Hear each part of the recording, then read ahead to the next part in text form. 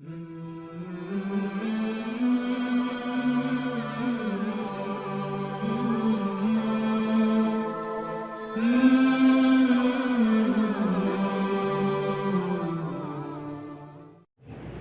یوسف کی چند آیات میں نے آپ کے سامنے تلاوت کی ہیں،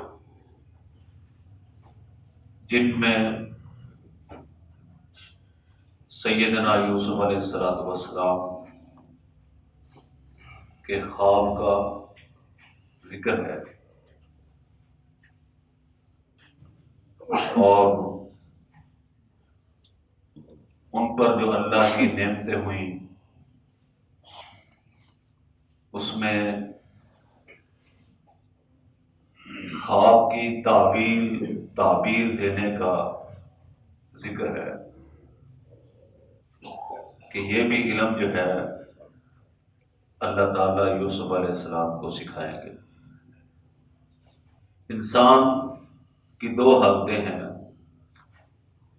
یا بیدار ہوتا ہے یا سو رہا ہوتا ہے۔ سونے کی حالت میں انسان کئی چیزیں دیکھتا ہے جسے ہم خواب کہتے ہیں، اور عربی میں اسے رویا کہتے ہیں۔ ہمارے دین میں اس کی کیا اصل ہے، کیا حقیقت ہے، تو ہمارے دین میں اس کی اتنی حقیقت ہے کہ اللہ پاک نے یوسف علیہ السلام کو بطور نعمت کے خوابوں کی تعبیر دینے کا علم عطا فرمایا۔ تو نہ تو یہ خواب بالکل بے حقیقت ہوتے ہیں اور نہ ان کی تعبیر بے حقیقت ہوتی ہے۔ جس چیز کو اللہ پیغمبر پر بطور نعمت کا ذکر کریں اس کا مقام بہت اونچا ہوتا ہے۔ قرآن مجید کے اندر انبیاء علیہ السلام کے خوابوں کا ذکر ہے۔ سیدنا ابراہیم علیہ السلام اپنے بیٹے سے فرماتے ہیں انی ارا فی المنام انی اذبحک، کہ میں دیکھتا ہوں کہ میں تجھے ذبح کر رہا ہوں۔ یہ خواب کے اندر دیکھا، اور خواب کے اندر دیکھا ہوا وہ عمل ابراہیم علیہ السلام نے بیٹے کو چھری کے نیچے لٹایا، اس عمل کو اللہ پاک نے قیامت تک جاری فرما دیا۔ اگر ہم قربانی کی بنیاد دیکھیں تو یہ ایک نبی کا خواب ہے۔ اسی طرح ہم جو 5 وقت اذان دیتے ہیں، یہ بھی حضرت عبداللہ بن زید بن عبد ربیہ ایک صحابی تھے۔ احادیث کی تمام کتابوں میں یہ چیز موجود ہے کہ جب مسلمانوں کا آپس میں مشورہ ہوا کہ نماز کے لیے لوگوں کو کس طرح جمع کیا جائے، تو کسی نے کوئی رائے دی، کسی نے کوئی رائے دی، تو حضرت عبداللہ بن زید بن عبد ربیہ نے خواب میں دیکھا کہ ایک آدمی ناموس بیچ رہا ہے، پوچھا یہ مجھے دے دو۔ کہا آپ کیا کریں گے؟ کہنے لگے میں لوگوں کو نماز کے لیے جمع کروں۔ کہا ہم آپ کو اس سے بہتر چیز نہ بتائیں، آپ ان کلمات کے ساتھ لوگوں کو نماز کے لیے بلایا کریں، جمع کیا کریں۔ پھر اذان کے کلمات خواب کے اندر ان کو سکھائے گئے۔ تو انہوں نے یہ خواب نبی کریم صلی اللہ علیہ وسلم کے سامنے بیان کیا، تو آپ علیہ السلام نے فرمایا کہ یہ کلمات تم بلال کو کہو، تم کہتے جاؤ، وہ بلند آواز سے پکارتے جائیں گے۔ تو قربانی جو ہر سال کروڑوں مسلمان کرتے ہیں، اس کی بنیاد بھی خواب ہے۔ اور جو مسلمان 5 وقت اذان دیتے ہیں، نماز کے لیے جمع ہوتے ہیں، ان کی بھی جو بنیاد ہے وہ خواب ہے۔ اور خواب کی تعبیر اور تعبیر بطور نعمت کے اللہ تعالیٰ نے یوسف علیہ السلام کو عطا فرمائی۔ قرآن مجید کے اندر یوسف علیہ السلام کے 3 خوابوں کا ذکر آیا ہے۔ ایک تو خود انہوں نے دیکھا کہ اپنے باپ سے کہا کہ انی یا ابتی انی رأیت 11 کوکبا، ابا جی میں نے 11 ستارے اور سورج اور چاند کو دیکھا ہے۔ رأیتہم لی ساجدین، وہ مجھے سجدہ کر رہے ہیں، خواب میں ہی دیکھا۔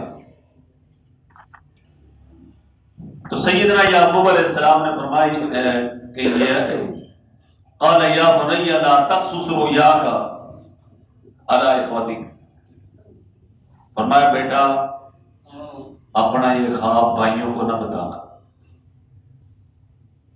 فَيَكِيدُوا لَكَ كَيْدًا، تو وہ تیرے لیے کوئی فریب کریں گے۔ ان الشیطان للانسان عدو مبین، شیطان انسان کا کھلا ہوا دشمن ہے۔ اور اس خواب کی تعبیر کیا تھی کہ یوسف علیہ السلام کے جو بھائی تھے وہ 11 تھے، ان کے سمیت 12 تھے،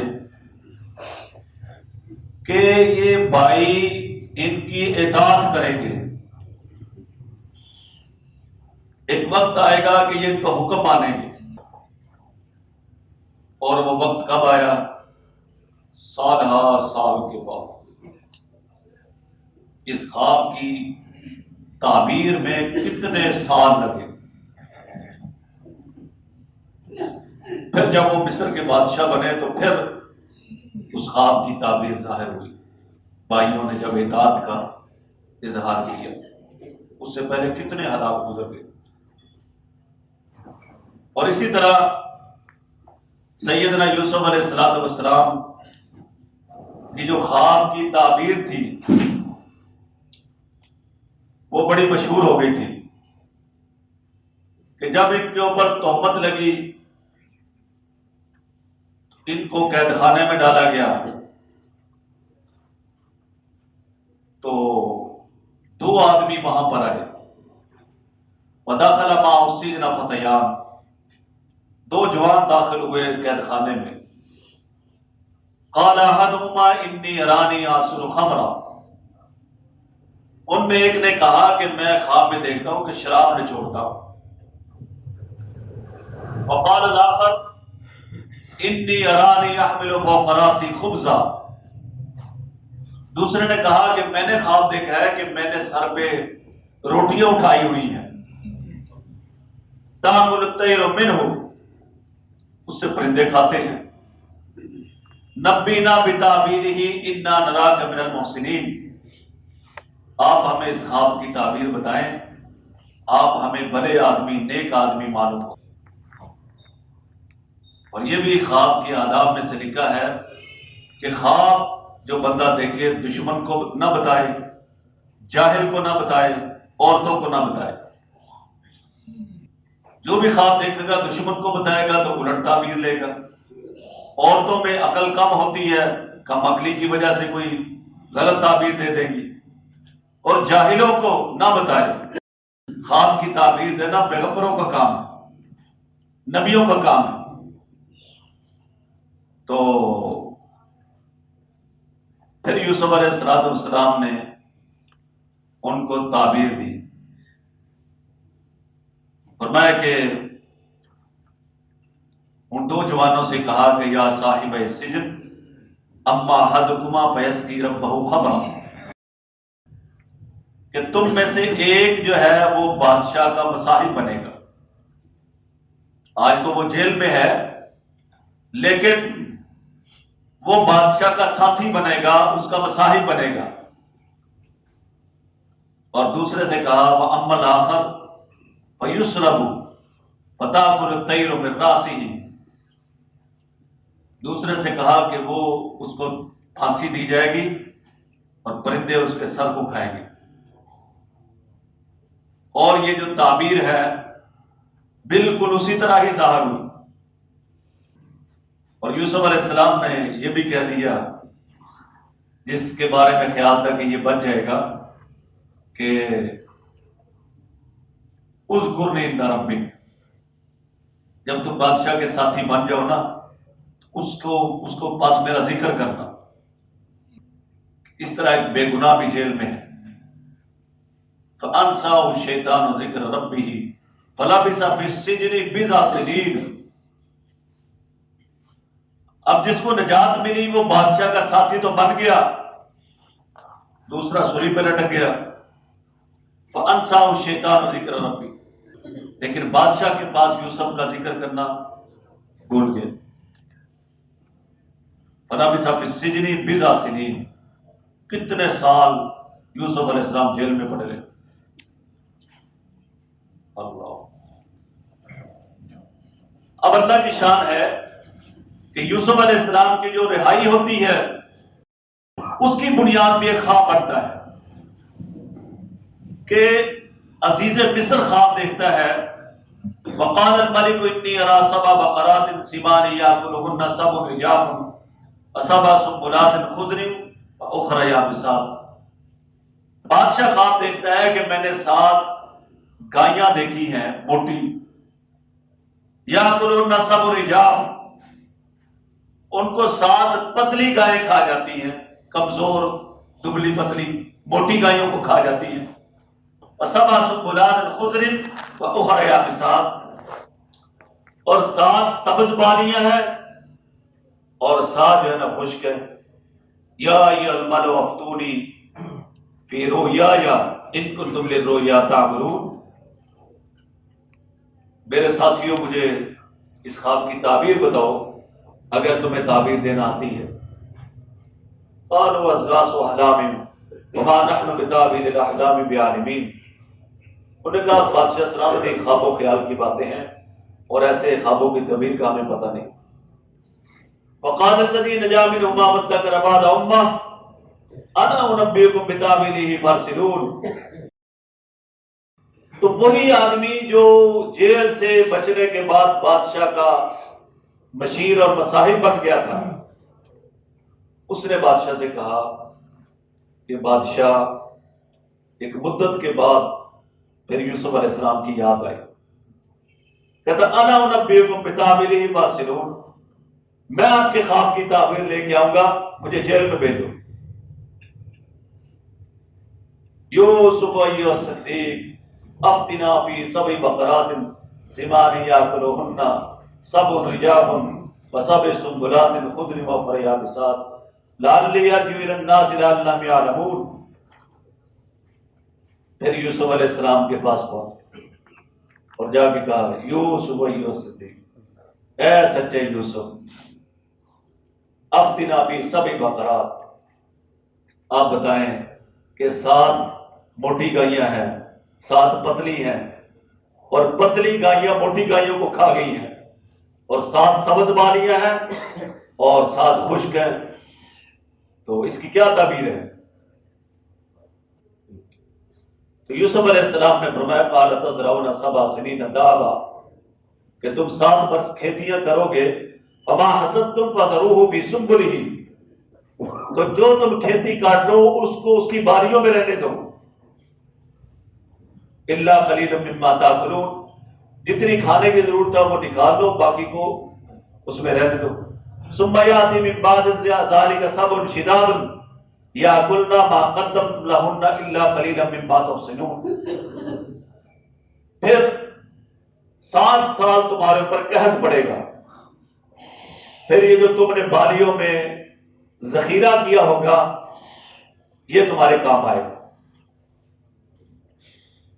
یعنی یوسف علیہ السلام نے خواب کی تعبیر بھی بتا دی کہ جو 7 خشک پتلی گائیاں ہیں موٹی گائیوں کو کھا گئی، اس سے مراد یہ ہے کہ 7 سال تم پر قحط پڑے گا، اور جو 7 سبز وادیاں ہیں، اس سے مراد یہ کہ 7 سال تک خوب پیداوار ہوگی، اور پھر 7 سال خشکی کے آئیں گے، قحط پڑے گا۔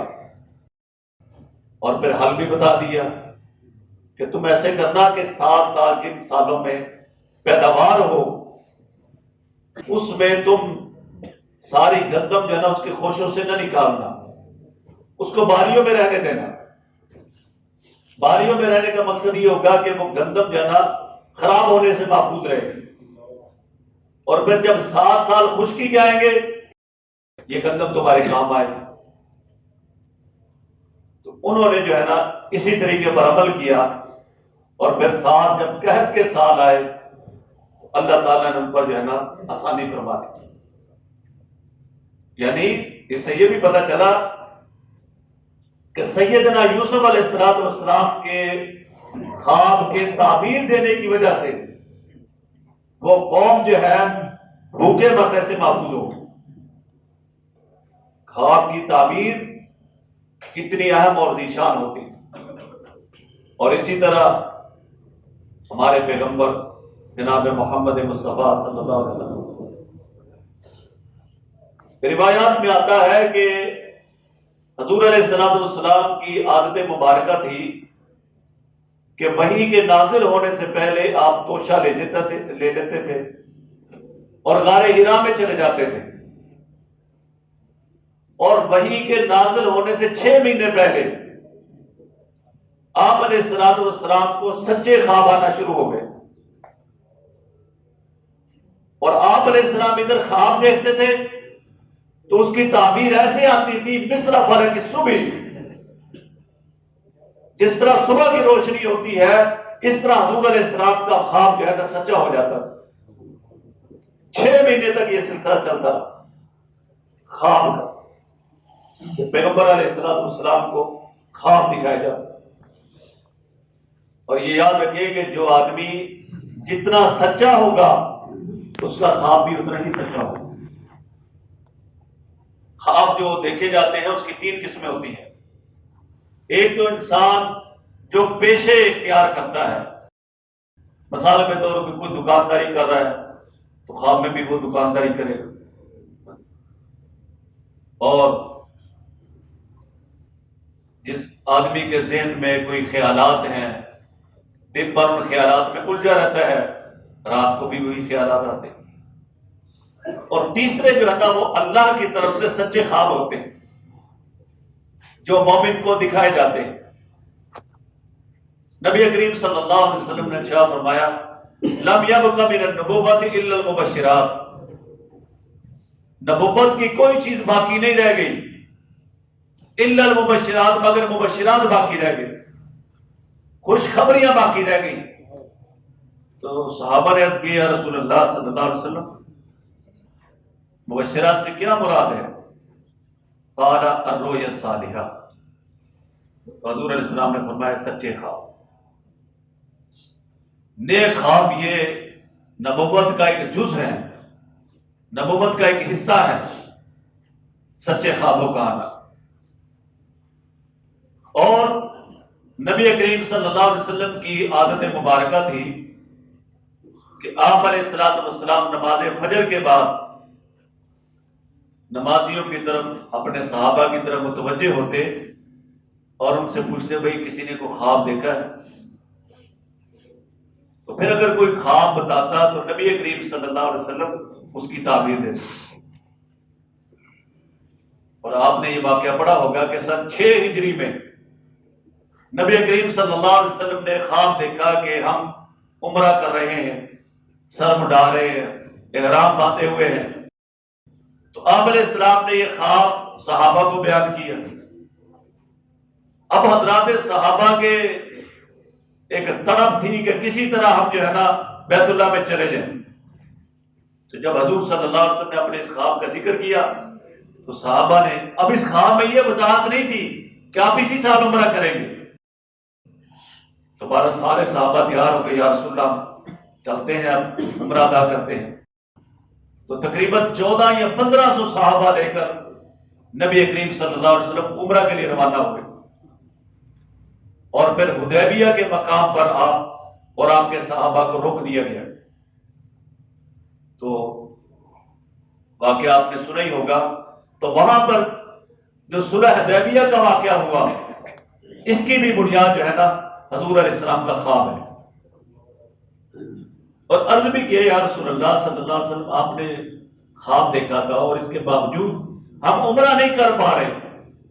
مشرکین لڑنے مرنے کے لیے تیار ہے کہ ہم اس سال کسی صورت میں آپ کو عمرہ نہیں کرنے دیں گے. آپ علیہ السلام نے فرمایا کہ اس میں یہ تو نہیں تھا کہ اسی سال کریں گے. تو 6 ہجری کو خواب دیکھا تھا، تو 7 ہجری کو پھر مسلمانوں نے عمرہ ادا کیا.